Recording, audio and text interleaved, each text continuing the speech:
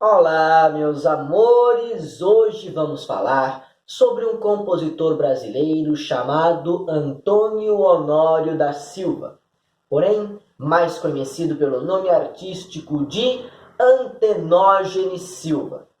E olha, eu vou confessar uma coisa para vocês aqui. Um cara que nasce Antônio e escolhe se chamar Antenógenes é para acabar. Eu não consigo entender uma coisa dessas. Enfim, ele nasceu no dia 10 de outubro de 1906, na cidade de Uberaba, Minas Gerais. Seu pai era sanfoneiro, ou melhor dizendo, era acordeonista, e logo tratou de transmitir estes conhecimentos musicais ao seu filho. O pequeno Antônio Honório não teve praticamente nenhum estudo em sua vida. Ele frequentou a escola durante apenas 2 anos, tendo de abandoná-la ainda em sua mais tenra infância para trabalhar e assim poder contribuir no sustento de sua família. Ele trabalhava como servente de pedreiro. Mas, embora o estudo acadêmico tenha ficado de lado na vida de Antenógenes Silva, ele não dispensou o estudo musical, que novamente não é no sentido formal da palavra estudo, mas sim no sentido tradicional, um estudo, um conhecimento musical que é transmitido de pai para filho, de geração em geração, mesmo sem saber sobre a teoria musical especificamente. Aos 14 anos de idade, Antônio Honório da Silva já era um exímio acordeonista e inclusive compunha.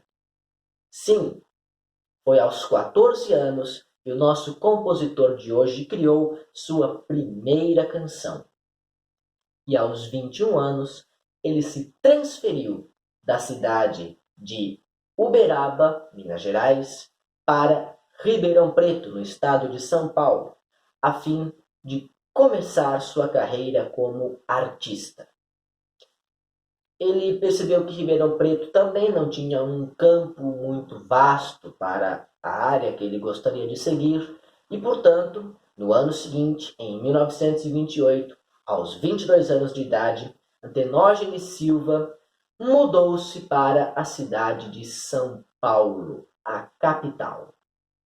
Lá, ao longo de todo o ano de 1928, ele tocou em 2 lugares, 2 estabelecimentos específicos dos quais ele era contratado: o Cassino de Lindóia e o Bar Excelsior. Em 1929, por sua vez, sua carreira começou a crescer. Ele conseguiu um emprego na Rádio Educadora Paulista e gravou seus primeiros discos.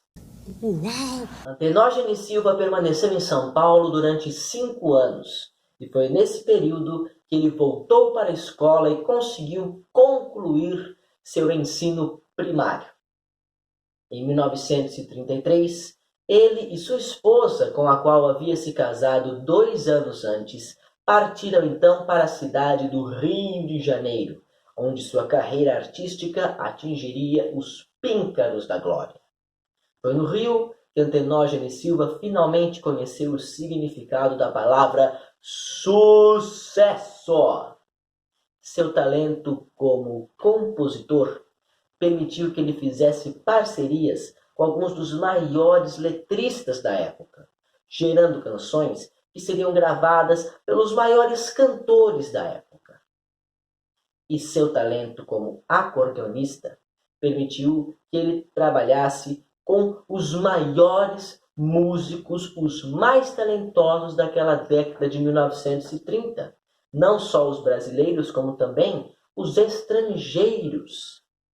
Sim, Antenógenes Silva chegou a viajar para a Argentina em 1934 para gravar com Carlos Gardel e Libertad Lamarque.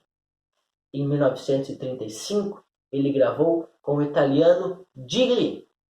e em 1936 ele compôs nossa música de hoje, que obviamente é um dos seus maiores sucessos. Mas, mesmo depois disso, mesmo depois de ter alcançado estabilidade financeira, o nosso Antenógenes Silva não desistiu de se formar enquanto aluno de educação formal. Em 1949, ele concluiu o seu ensino básico e não parou por aí. Ele chegou a se graduar como engenheiro químico e abriu, vejam só, uma indústria de cremes de beleza. Olha só que revolução, não é? Na vida do nosso artista, que a partir de então passou a se dedicar paralelamente a dois ofícios: o ofício da música e o ofício da química, na indústria da estética. A carreira de Antenógenes Silva, ao menos a carreira musical, encerrou-se no ano de 1968, quando ele se aposentou. Mas ainda assim, o nosso compositor de hoje viveria uma vida longeva e saudável, tendo falecido quase aos 100 anos de idade em 2001. Vamos falar de uma das canções mais representativas de seu repertório, que, como eu já disse, foi composta em 1936. Nossa música de hoje, senhoras e senhores, intitula-se Pisando Corações. Uma valsa. Quando eu te vi naquela noite enluarada, minha... Esta valsa, Pisando Corações, é uma parceria de Antenógenes Silva, compositor da melodia, com o letrista Hernani Campos, cuja fotografia eu infelizmente não consegui encontrar para mostrá-la aqui para vocês.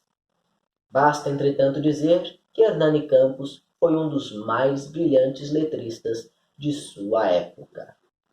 O tema da canção Pisando Corações vai tratar sobre a hipocrisia nas relações amorosas, uma vez que o nosso eu lírico vai relatar o quanto se enganou, se decepcionou com a verdadeira índole de sua amada. Quando ele a conheceu, pensava o eu lírico que esta se tratava de uma fada, de uma rainha, mas com o tempo ela se mostrou uma sádica. Sim, ela o abandonou o nosso eu lírico apenas para fazê-lo sofrer, para vê-lo sofrer e para divertir-se com isso.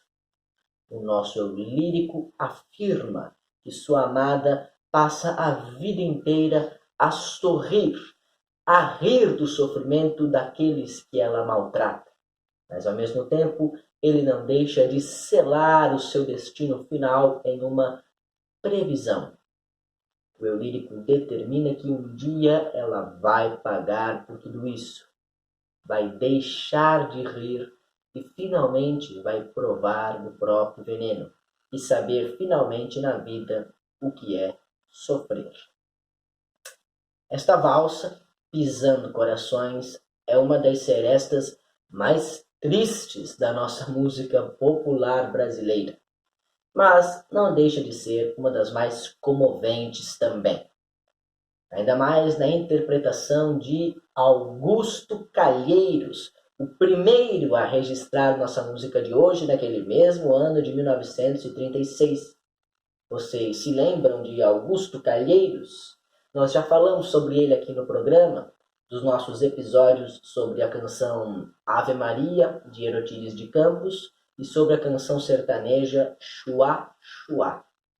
Foi Augusto Calheiros quem fez mais sucesso com estas duas canções e também com a nossa canção de hoje. Eu vou deixar sua versão aí embaixo na descrição do vídeo e é assim que eu me despeço de vocês. Espero que tenham gostado de aprender sobre Antenógenes Silva, sobre Pisando Corações, e espero que gostem de ouvir, de apreciar a nossa música de hoje. Ok? Até semana que vem, quando vamos começar a falar sobre um clássico da música sertaneja. Um abraço no coração de vocês, beijos na alma e lembranças do Edu.